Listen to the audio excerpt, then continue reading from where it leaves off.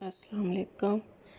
क्या हाल है आप लोगों का। अल्लाह ताला से दुआ है कि अल्लाह ताला आप सबको अपने हिफ्ज़ व अमान में रखे और हम सब की परेशानियां दूर फरमाए।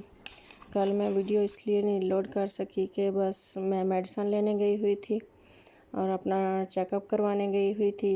जब मैं वापस आई तो हरीम ने माशाल्लाह अपने भाइयों को नहलाया हुआ था और उनको खेल में लगाया हुआ था, उनके साथ खेल भी रही थी और उनका बहुत अच्छे तरीके से ख्याल रख रही थी।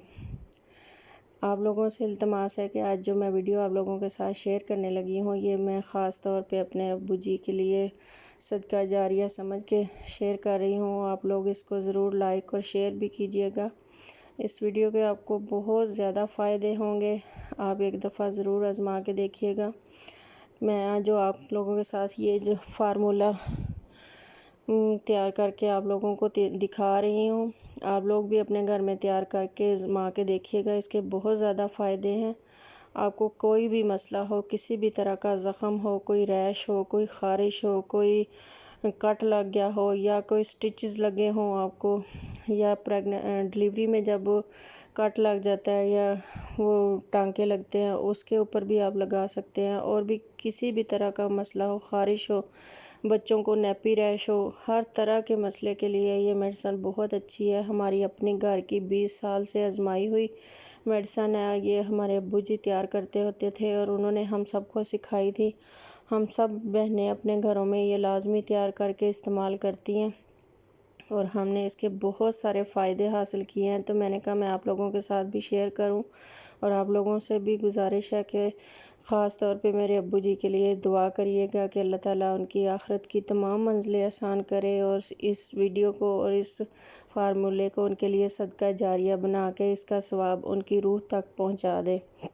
किसी को गर्मी दाने निकले हुए हों या किसी भी किस्म की एलर्जी निकली हुई हो या जो पैरों के अंदर ज़ख़म हो जाते हैं, उस तरह का भी कोई भी मसला हो तो आप ये आज़मा के देख लें। ये बहुत ही अच्छी मेडिसिन है, हम लोग घर में तैयार करके रखते हैं। आपकी एड़ियाँ फटी हुई हों, आपको किसी भी किस्म की एलर्जी हुई हो, आप लगाएंगी मुंह पे जिनके दाने निकल आते हैं उस पर लगा के देख लें। कोई जला हुआ हो तो उसके जले हुए के ऊपर भी लगा के देख सकते हैं। और इसके अलावा किसी को बेड सोल जो हो जाते हैं ज़ख़म, उनके ऊपर भी लगा के देखें। हर तरह के मसले के लिए ये मेडिसिन बहुत ही अच्छी है और हम लोग हमेशा तैयार करते हैं और एक साल के लिए भी आप तैयार करके रख सकते हैं। बहुत ही सस्ती और नहायत फ़ायदेमंद ये दवाई है और मेरे अब्बू जी ये तैयार करते होते थे, इसलिए मैंने सोचा कि मैं आप लोगों को भी इसका फ़ायदा भी आप लोगों के साथ शेयर कर लूं और मैं अपने अब्बू जी के लिए इसको सदका जारिया के तौर पे भी आप लोगों के साथ शेयर कर रही हूं। आप लोग ज़रूर इसको बनाइएगा। इस तरह आपने एक पत्ता कैप्सूलों का लेना है या आप सिर्फ 2 भी ले सकते हैं। सिर्फ 2 कैप्सूल आपने इस्तेमाल करने हैं। एक ये बेटनोवेट एंड मरहम जो है वो वाली ट्यूब इस्तेमाल करनी है जो 20 ग्राम की हो। इसी तरह एक डर्मोवेट मरहम आपने इस्तेमाल करनी है जो 20 ग्राम की हो। बेटनोवेट और डर्मोवेट दोनों में जो क्रीम होती है वो क्रीम नहीं इस्तेमाल करनी, मरहम इस्तेमाल करनी है। दोनों के कलर भी आप देख लें और चीज़ भी देख लें। एक डब्बी ये सीकाट्रॉन पाउडर लेना है और सबसे अहम ये जो चीज़ है ना, आपने ये इसको 10 लाख पेंसिलिन का टीका इसको बोलते हैं। पेंसिलिन का टीका 10 लाख वाला कह के आपने ये आपने मेडिकल स्टोर से लेना है।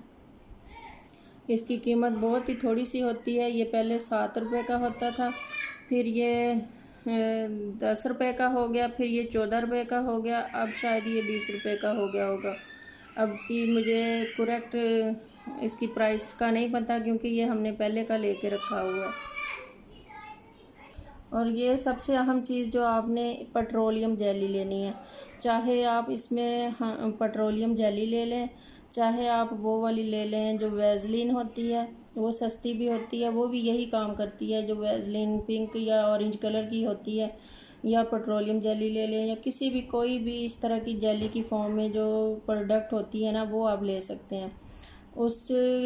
इसको ले लेना। लेकिन जब ये सर्दियों में हम इस्तेमाल करते हैं ये बहुत ज़्यादा जमी हुई होती है। अब चूँकि गर्मियाँ हैं तो गर्मियों में ये वैसे ही पिघली हुई है।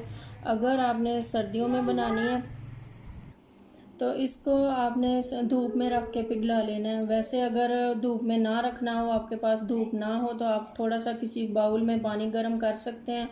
तो उस गर्म पानी के अंदर थोड़ी देर रखेंगे इसको, तो ये पिघल जाएगी।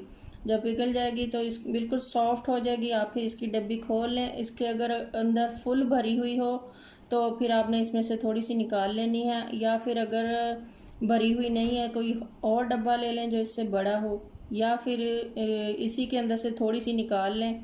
तो फिर जो पिघली हुई होगी जेली वो आपने इस्तेमाल कर लेनी है। जो दूसरी अलग से किसी और डब्बे में निकाली होगी उसको आपने साइड पे कर लेना है। इस तरह एक सेप्ट्रॉन DS का पत्ता ले लें। ये कैप्सूल है और ये बहुत पुराना है और आजमाया हुआ फार्मूला है। ये सदियों पहले से ही ये चलता आ रहा है। जब से हमने होश संभाली है, जब से हम पैदा हुए हैं, तब से यही कैप्सूल हम बचपन में खाते होते थे। जब फोड़े फिंसियाँ वगैरह निकलते थे या कोई हमारे इन्फेक्शन हो जाता था तो इसी वजह से ये अभी भी हम लोग यूज़ करते हैं। कोई इस तरह मसला मसाइल हो, और ये बहुत अच्छी मेडिसिन होती है। इसमें से आपने सिर्फ 2 कैप्सूल निकाल लेने हैं। इस तरह एक खाली पैकेट ले लें। ये बहुत साफ़ सुथरा नीट एंड क्लीन होना चाहिए। मैंने इसमें पहले भी गोलियां पीसी थी, इस वजह से मैं यही वाला दोबारा यूज़ कर रही हूँ। मैंने संभाल के रखा हुआ था। इसके अंदर आप 2 कैप्सूल डाल लें अपने। तो ये बहुत साफ़ सुथरा होना चाहिए, इस्तेमाल शुदा ना हो। ये वैसे पहले मैंने सिर्फ इसी काम के लिए इस्तेमाल किया था, इसलिए दोबारा यूज़ कर रही हूँ। आप बिल्कुल नीट भी ले सकते हैं। हमारे घर में ये बचपन से ही हमारे अब्बू जी तैयार करते होते थे, तो हम बचपन से ही हर मसले के लिए यही दवाई इस्तेमाल करते थे। लेकिन शादी के बाद हमें अपने घरों में हर टाइम इसकी ज़रूरत महसूस होती थी। इस तरह 2 कैप्सूल आपने शॉपर में डाल लिए हैं, ये देखें।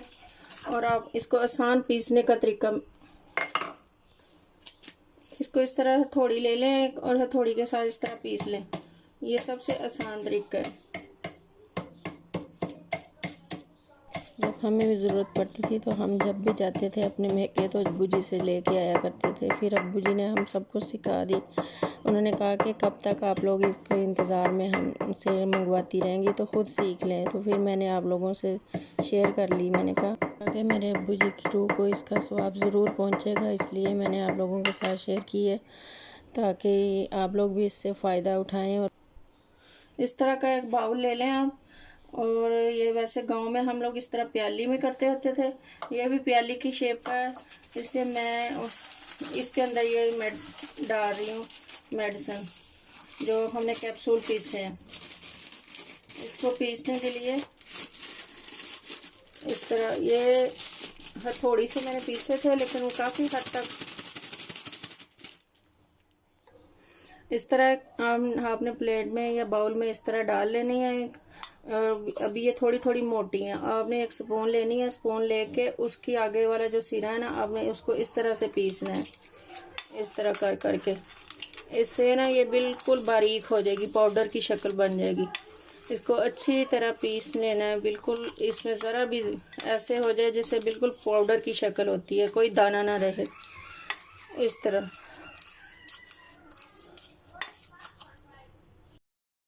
हमने ये वाली जो जेली है ना, ये वाली ली थी, लेकिन ये इसका ना ढक्कन बहुत लूज़ है, इसकी वजह से ये लीक होती है। तो फिर इसमें से मैंने निकाल के इस तरह के बाउल में डाल लिया। ये भी आपने इस तरह का जो एयर टाइट बिल्कुल हो, जिसके पेच भी टाइट हो, उस तरह के डब्बे में डाल लेनी है।